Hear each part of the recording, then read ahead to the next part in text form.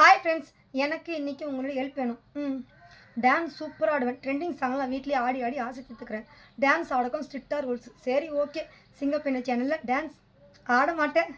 Reels சூப்பராக பண்ணுவேன். முக பாவனை சிவா சூப்பராக வரும்.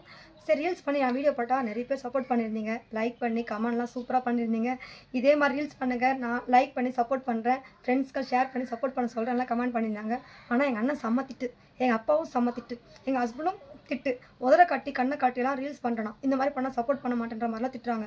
சரி, கவிதை சொல்லலைன்னா கவிதை கல்யாண பொண்ணு கவிதை இது சொல்கிறேன். ஒன் சைட் லவ் ஃபீலர் கவிதை மாதிரி இருக்குன்னு ஆராய்ச்சிலாம் பண்ணுறாங்க. கவிதை கல்யாண பொண்ணு இந்த மாதிரி கவிதை சொல்ல வேணாம் அப்படின்னு சொல்கிறாங்க. சரி, மோட்டிவேஷன் கருத்துன்ற மாதிரி சொன்னால் என் கருத்துக்கான பட்ட பேர் வைக்கிறாங்க.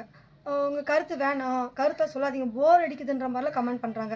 சரி, ரிவெஞ்ச் வீடியோ போட்டால் இப்போ எதுக்கு ரிவெஞ்ச் வீடியோலாம் குத்தி காட்டுற மாதிரி இருக்குது, இப்போ எதுக்கு ரிவெஞ்ச் வீடியோ, பிரச்சனை ஏதாவது உன் பேச்சுக்காராக வந்தாங்கன்னா அப்புறம் பார்த்துக்கோ, இப்போ வேணான்ற மாதிரி ஹஸ்பண்ட் சொல்கிறாரு.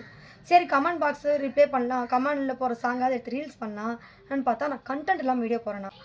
எனக்கு டான்ஸ் ஆட தெரியும், ரீல்ஸ் பண்ண தெரியும், கவிதை மோட்டிவேஷன் நிறைய கண்டென்ட் தெரியும். சரிங்களா, நான் கண்டென்ட் இல்லாமல் எடுத்து நான் போடல. இப்படி எது பண்ணாலும் எனக்கு தடங்கள் வந்தால் நான் என்ன தான் பண்ணுறது? ஒரு பொண்ணு தடங்கள் பண்ணிகிட்டே இருக்காங்க. எனக்கு எது தான் செட் ஆகும்? நான் எது பண்ணால் உங்களுக்கு பிடிக்கும்? நீங்களாவது கமெண்டில் சொல்லுங்கள்.